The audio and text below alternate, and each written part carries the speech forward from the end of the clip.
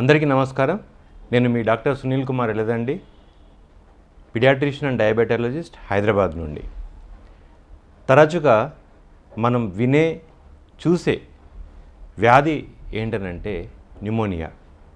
అయితే చిన్నపిల్లల్లో న్యూమోనియా అనేది స్కూల్ వెళ్ళే పిల్లల్లో సాధారణంగా కనిపిస్తుంది.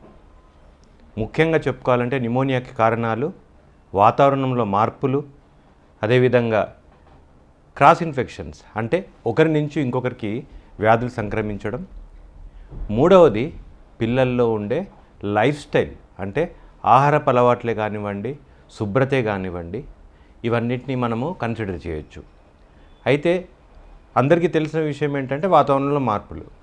అయితే వాతావరణంలో మార్పులను ఎలా ఎదుర్కోవాలంటే రోగనిరోధక శక్తి అనేది పెంపొందించుకోవడం.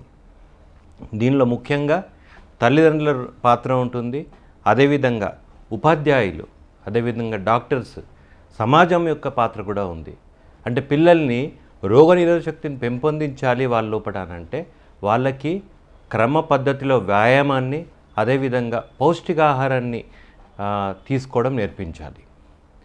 క్రాస్ ఇన్ఫెక్షన్స్ అంటారా, పిల్లల్లో ఒకరి నుంచి ఒకరికి న్యూమోనియా కానివ్వండి, ఇతరత్ర వ్యాధులు రాకుండా ఉండాలనంటే పిల్లలకి వైద్యులు సూచించిన సమయం వరకు వాళ్ళకి రెస్ట్ అనేది, విశ్రాంతి ఇవ్వడం అనేది తప్పనిసరి. ఈ రోజుల్లో ఏం జరుగుతుంది, స్కూలుకు పంపించాలంటే అటెండెన్స్ అనేది, తర్వాత ఎగ్జామ్స్ ఉన్నాయనేది, తర్వాత వర్కింగ్ పేరెంట్స్ ఉండి పిల్లల్ని చూసుకునే టైం లేక పిల్లల్ని తొందరగా స్కూలుకు పంపించేయడము, అంటే వ్యాధి నయం కాకముందే స్కూలుకు పంపించేయడం, ఇలాంటి చాలా కారణాలు ఉన్నాయి. దానివల్ల ఏమవుతుందంటే ఒక పిల్లల నుంచి ఇంకొక పిల్లలకి ఈ వ్యాధులు అనేటివి, ముఖ్యంగా న్యూమోనియా, ఎందుకంటే శ్వాసకు సంబంధించిన వ్యాధి కాబట్టి పిల్లలు తుమ్మినా దగ్గిన తర్వాత వాళ్ళ డ్రాప్లెట్స్, హ్యాండ్ కంటామినేషన్ ఉన్నా కానీ ఒకరి నుంచి ఒకరికి సంక్రమించడానికి చాలా వరకు ఇదే కారణం.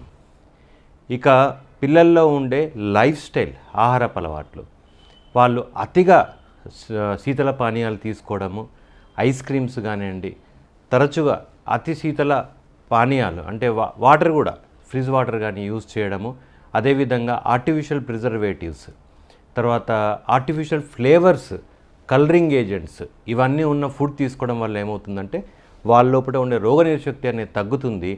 అదేవిధంగా వారికి న్యూమోనియా అనేది తొందరగా సంక్రమించడానికి అవకాశం ఉంటుంది.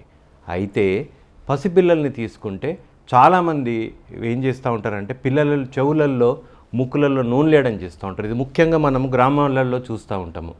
వీటి వల్ల ఏమవుతుందంటే కెమికల్ న్యూమోనియా, అంటే న్యూమోనియా అనగానే అందరికీ ఒక ఇన్ఫెక్షన్ అనే గుర్తుకొస్తుంది, కానీ న్యూమోనియా కెమికల్ న్యూమోనియా కూడా ఉంటుంది. అంటే ముక్కులో నూనె లేయడం వల్ల పసిపిల్లలకు కానివ్వండి, పిల్లలకు కానివ్వండి, అవి లంగ్స్లోకి, ఊపిరితిత్తుల్లోకి వెళ్ళి అక్కడ కెమికల్ రియాక్షన్ అనేది జరిగి న్యూమోనియా రావడం, సంక్రమిస్తుంది. అదేవిధంగా పొల్యూషన్, వాతావరణంలో కాలుష్యం వల్ల కూడా న్యూమోనియా రావడానికి సందర్భాలు ఎన్నో ఉన్నాయి. అదేవిధంగా పెట్స్, ఇంట్లో ఉన్న పెట్స్ అన్నమాట, సరిగ్గా క్లీన్ చేసుకోవాలి. పెట్స్ ఉన్నారంటే కుక్కలు కానివ్వండి, పిల్లులు కానివ్వండి, కొంతమంది పక్షుల్ని పెంచుకుంటూ ఉంటారు.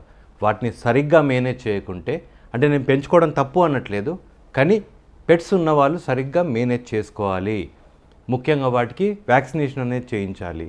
ఒకవేళ కనుక వీటిలో పొరపాటు జరిగితే ఖచ్చితంగా ముందుగా ఎవరు ఎఫెక్ట్ అవుతారనంటే పిల్లలు. అందుకనే పిల్లల్లో న్యూమోనియాస్ రాకుండా ఉండాలి అని అంటే ముఖ్యంగా ఈ జాగ్రత్తలు అనేటివి తీసుకోవాలి. అదేవిధంగా ఇంటి చుట్టుపక్కల పావురాలు కానివ్వండి, తర్వాత ఇంట్లో కాబ్వెబ్స్ అంటే సాలిడ్ గూళ్ళు కానివ్వండి, తర్వాత స్మోకర్స్ ఉండకూడదు ఇంట్లో. ముఖ్యంగా గమనించాల్సింది ఇది.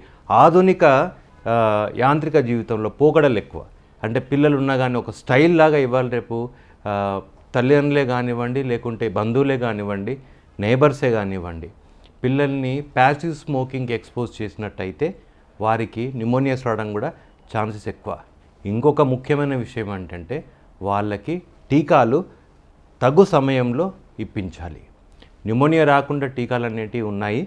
ముఖ్యంగా haemophilus influenza type B vaccination అని అంటాము, అదేవిధంగా న్యూమోకోకల్ వ్యాక్సిన్ అంటాము, తర్వాత ఇన్ఫ్లుయెంజా వ్యాక్సిన్ అంటాము. సో ఇలాంటి వ్యాక్సిన్స్ వేయించడం వల్ల పిల్లలకి న్యూమోనియా రాకుండా అరికట్టవచ్చు.